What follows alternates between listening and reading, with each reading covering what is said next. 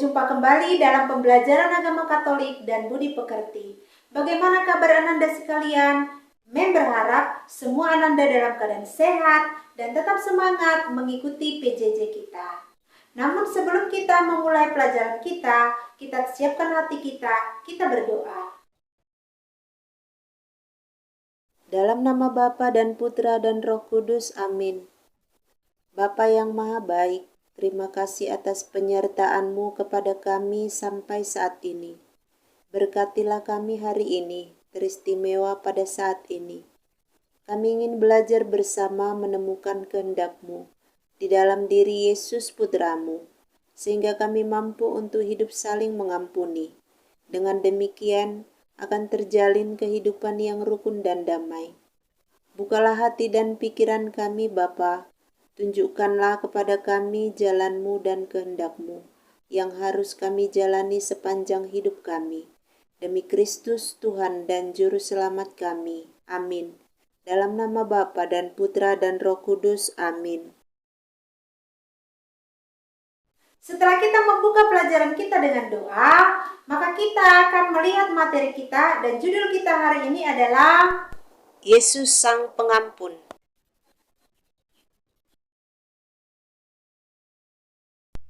Adapun kompetensi dasar kita menerangkan berbagai sifat dan sikap Yesus Kristus. Dan indikator hasil pembelajaran diharapkan pada akhir pembelajaran siswa mampu yang pertama menceritakan pengalaman memaafkan, yang kedua menuliskan 4 tahap dalam pemberian maaf, yang ketiga menjelaskan sikap mengampuni seturut teladan Yesus berdasarkan kitab suci Matius 18 ayat 21 sampai dengan 35. Dan yang keempat, mengembangkan sikap mengampuni seturut teladan Yesus Kristus dalam hidup sehari-hari. Setiap orang pasti pernah melakukan kesalahan, baik kesalahan terhadap diri sendiri, terhadap orang lain, maupun terhadap Tuhan.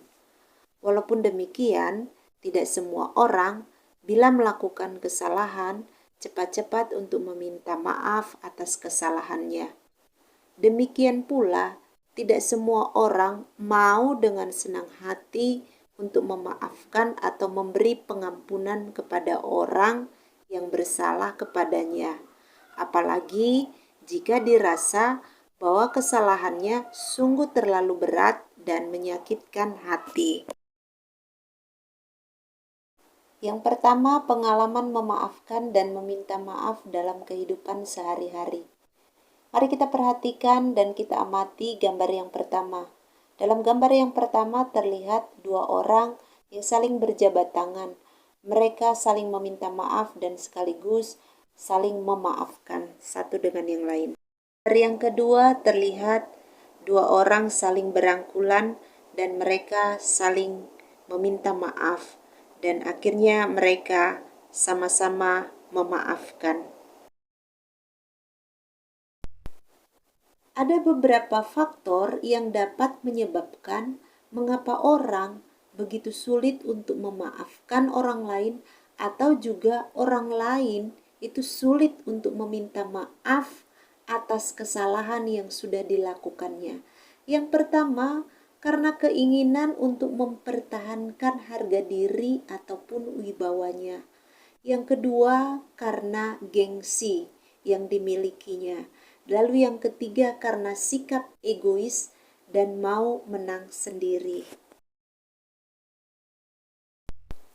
Ketidakmampuan untuk memaafkan ataupun mengampuni orang lain, ini tentunya dapat mengakibatkan yang pertama, menumbuhkan rasa dendam yang sesungguhnya dapat merugikan diri sendiri. Yang kedua, orang yang bersalah itu pada akhirnya menanggung rasa bersalah secara berkepanjangan. Dan yang ketiga, menumbuhkan permusuhan dan juga kebencian. Meminta maaf ataupun memberikan pengampunan itu sesungguhnya dapat menguntungkan baik bagi yang bersalah maupun bagi orang yang telah dirugikan. Maka dengan mau mengampuni ataupun mau meminta maaf itu akan menjadikan hati kita yang pertama tenang, yang kedua tentram, yang ketiga damai, yang keempat jauh dari segala permusuhan dan sikap dendam, dan yang kelima hubungan kita dengan sesama dan juga dengan Tuhan itu akan tetap terjalin dengan harmonis dan menyenangkan. Ada sukacita dalam hati. Mari kita belajar dari Tuhan Yesus dalam memberikan pengampunan kepada sesama. Kita bisa baca di dalam Matius 18 ayat 21 sampai dengan 35. Kemudian datanglah Petrus dan berkata kepada Yesus, "Tuhan, sampai berapa kali aku harus mengampuni saudaraku jika ia berbuat dosa terhadap aku? Sampai 7 kali?" Yesus berkata kepadanya, "Bukan, aku berkata kepadamu, bukan sampai 7 kali, melainkan sampai 70 kali 7 kali. Sebab hal kerajaan surga seumpama seorang raja yang hendak mengadakan perhitungan dengan hamba-hambanya. Setelah ia mulai mengadakan perhitungan itu, dihadapkanlah kepadanya seorang yang berhutang 10.000 talenta. Tetapi karena orang itu tidak mampu melunaskan hutangnya, raja itu memerintahkan supaya ia dijual beserta anak istrinya dan segala miliknya untuk membayar hutangnya. Maka sujudlah hamba itu menyembah dia, katanya, "Sabarlah dahulu, segala hutangku akan kulunaskan." Lalu tergeraklah hati raja itu oleh belas kasihan akan hamba itu, sehingga ia membebaskannya dan menghapuskan hutangnya. Tetapi ketika hamba itu keluar, ia bertemu dengan seorang hamba lain yang berhutang 100 dinar kepadanya. Ia menangkap dan mencekik kawannya itu, katanya, "Bayar hutangmu." Maka sujudlah kawannya itu dan memohon kepadanya, "Sabarlah dahulu, hutangku itu akan kulunaskan." Tetapi ia menolak dan menyerahkan kawannya itu ke dalam penjara sampai dilunaskannya hutangnya. Melihat itu kawan-kawannya yang lain sangat sedih, lalu menyampaikan segala yang terjadi kepada tuan mereka. Raja itu menyuruh memanggil orang itu dan berkata kepadanya, "Hai hamba yang jahat, seluruh hutangmu telah kuhapuskan karena engkau memohonkannya kepadaku. Bukankah engkau pun harus mengasihani kawanmu seperti aku telah mengasihani engkau?" Maka marahlah tuannya itu dan menyerahkannya kepada algojo-algojo sampai ia melunaskan seluruh hutangnya. Maka Bapamu yang di surga akan berbuat demikian juga terhadap kamu, apabila kamu masing-masing tidak mengampuni saudaramu dengan segenap hatimu. Demikianlah Injil Tuhan. Dari perikop yang sudah kita baca, Petrus bertanya kepada Yesus berapa kali harus mengampuni orang yang bersalah kepada kita.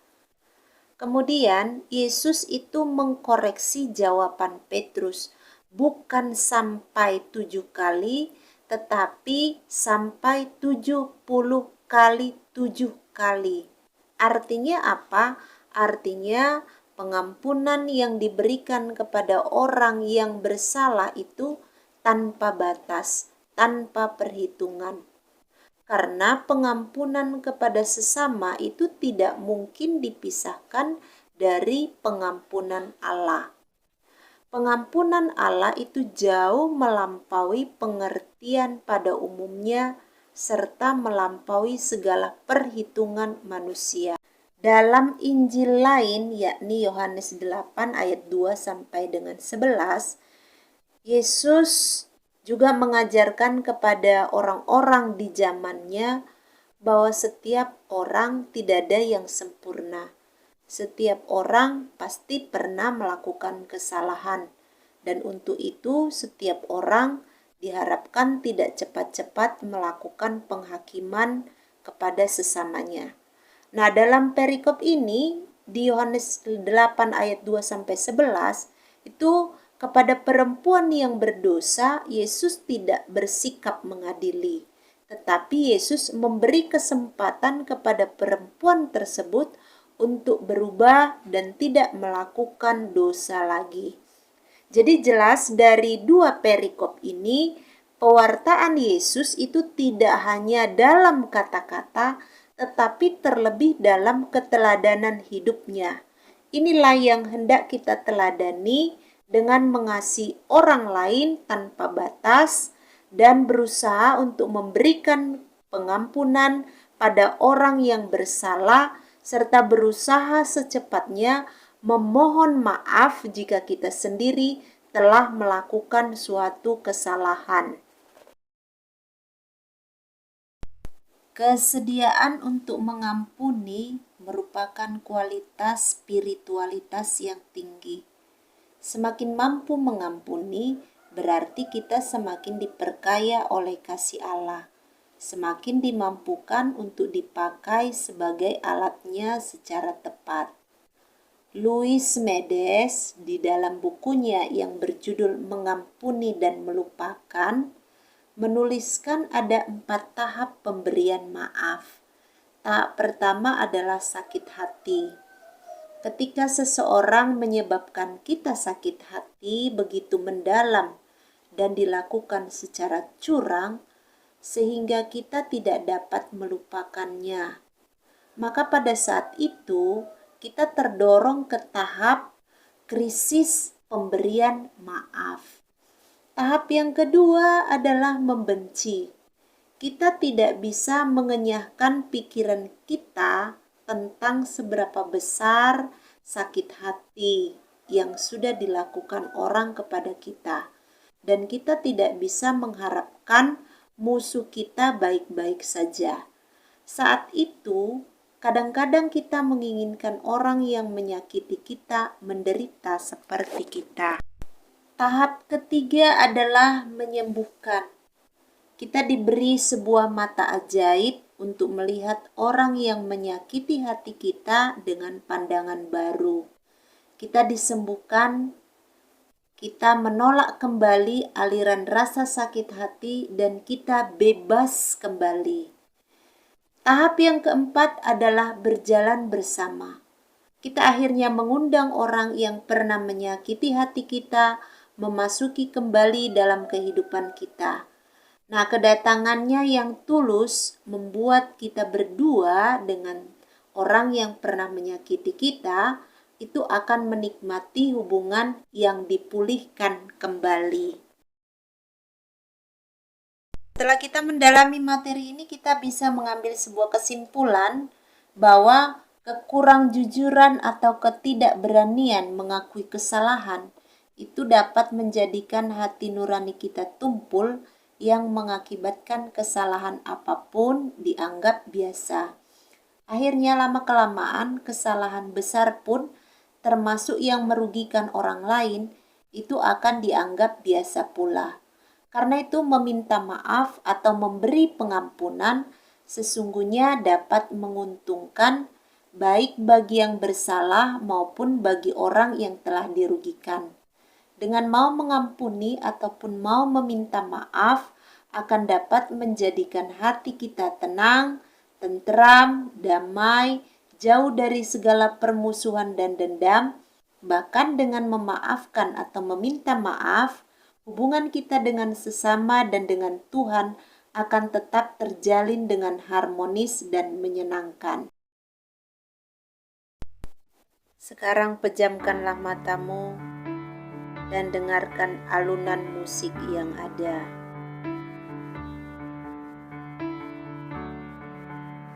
Hidup tentram dan penuh dengan kasih akan kita capai apabila kita saling mengampuni satu sama lain. Keberanian untuk meminta maaf adalah suatu pertanda keseriusan dalam mewujudkan pertobatan. Pernahkah kalian dengan berani menyampaikan maaf atas kesalahanmu kepada orang lain? Pernahkah kalian memaafkan teman? Makna apa yang kalian peroleh dengan memaafkan? Bagaimana perasaanmu ketika kesalahanmu dimaafkan? Apa yang diajarkan Yesus tentang memberi maaf? Kebiasaan apa yang akan kalian lakukan sebagai bentuk penghayatan dan perwujudan atas pelajaran hari ini? Tulislah refleksimu dalam buku catatan dengan panduan pertanyaan, tetapi dalam bentuk karangan. Sebagai penutup pelajaran kita hari ini, mari kita nyanyikan "O Rahmat yang Mengagumkan".